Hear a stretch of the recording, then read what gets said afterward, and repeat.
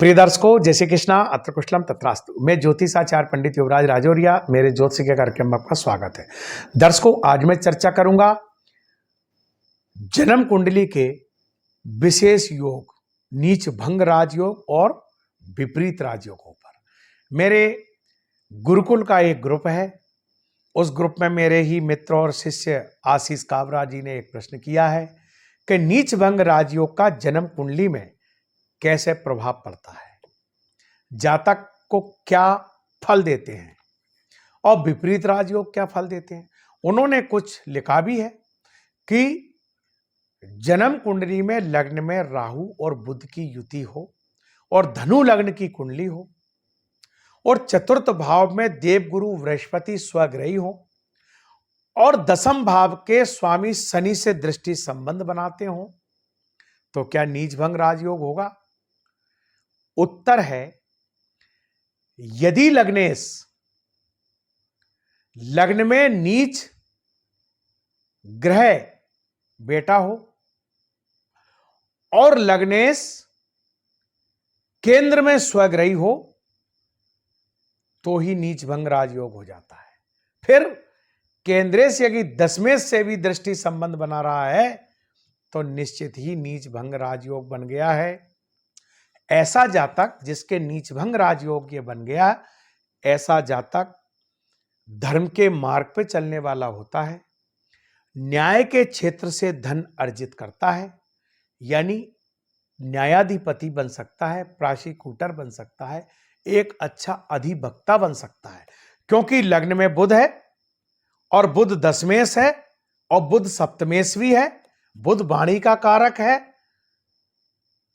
और राहु के साथ में बैठ करके, जो क्योंकि राहु और बुध दोनों मित्र भी हैं, तो ऐसा जातक जीवन में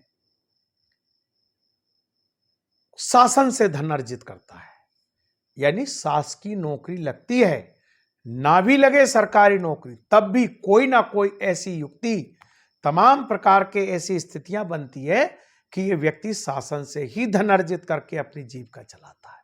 ऐसा यह योग है। दूसरा इन्होंने प्रश्न किया है, यदि नवांश कुंडली में राहु और केतु परस्पर एक दूसरे की राशि में बैठे हों तो क्या नीच भंग राजयोग होगा? तो इस प्रश्न का उत्तर मैं दूंगा, यह नीच भंग राजयोग नहीं होगा। कारण है, वैदिक ज्योतिष में 7 ग्रहों को ही योगकारिता प्राप्त है, छाया ग्रह राहु केतु को नहीं है। इसलिए यह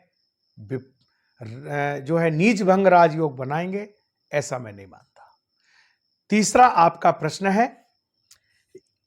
क्या अष्टमेश चंद्रमा अष्टम भाव में ही बेटा हो और उस पर लग्नेश स्वग्रही बृहस्पति की पंचम दृष्टि हो तो क्या विपरीत राजयोग होगा? तो इसका उत्तर हाँ में है, निश्चित ही यह विपरीत राजयोग होगा, क्योंकि यहां तो अष्टम भाव में त्रिक भाव में, क्योंकि विपरीत राजयोग बनता है त्रिक भावों से। चौथे, छठे और 8वें भाव के जो स्वामी हैं वह शुभ ग्रहों से युति करे, दृष्टि संबंध बनाए तो विपरीत राजयोग बनते हैं। तो यहां देवगुरु बृहस्पति से चंद्रमा के दृष्टि संबंध है और आप स्वग्रही होकर के वहां बैठे हुए हैं, तो यह विपरीत राजयोग का निर्माण करता है। दर्शकों, नीच भंग राजयोग के मैं 5 सूत्र आपको दे रहा हूं जो मेरे गुरुओं से मुझे प्राप्त है। ये सूत्र की कुंडली में आप लगाओगे अपने यजमान की में, तो निश्चित ही आपका मान सम्मान भी बढ़ेगा, क्योंकि आप इन सूत्रों को जब लगाओगे तो निश्चित ही आपकी कुंडली में, जिस जातक की कुंडली बता रहे हो उसमें निखार आएगा। वो जातक कहेगा कि आपने सत्य बताया है। पहला सूत्र है, नीच भंग राजयोग का नीचस्थ ग्रह लग्न में बेटा हो और नवांश कुंडली में बलवान हो तो नीच भंग राजयोग बन जाता है। बलवान से मतलब है नवांश कुंडली में उच्चस्थ हो, स्वग्रही हो या मूल त्रिकोण राशि में बैठा हो। दूसरा सूत्र है, नीचस्थ ग्रह अशुभ भावों का स्वामी हो, किसी भी त्रिकोण भाव का स्वामी ना हो और नवांश में बलवान हो तो यह भी नीच भंग राजयोग हो गया है। अब यहां जो चतुर्थ तीसरा आपको मैं नीच भंग राजयोग का सूत्र दे रहा हूं, इसमें नीचस्थ ग्रह नीच राशि का स्वामी लग्न से, चंद्र से और सूर्य से केंद्र में स्थित हो और नवांश में बलवान हो तो नीच भंग राजयोग होता है। चौथा सूत्र है नीचस्थ ग्रह को उसके नीच राशि का स्वामी ग्रह पूर्ण सप्तम दृष्टि से परस्पर दृष्टि संबंध बनाता हो और नवांश में बली हो तो भी नीच भंग राजयोग हो जाता है।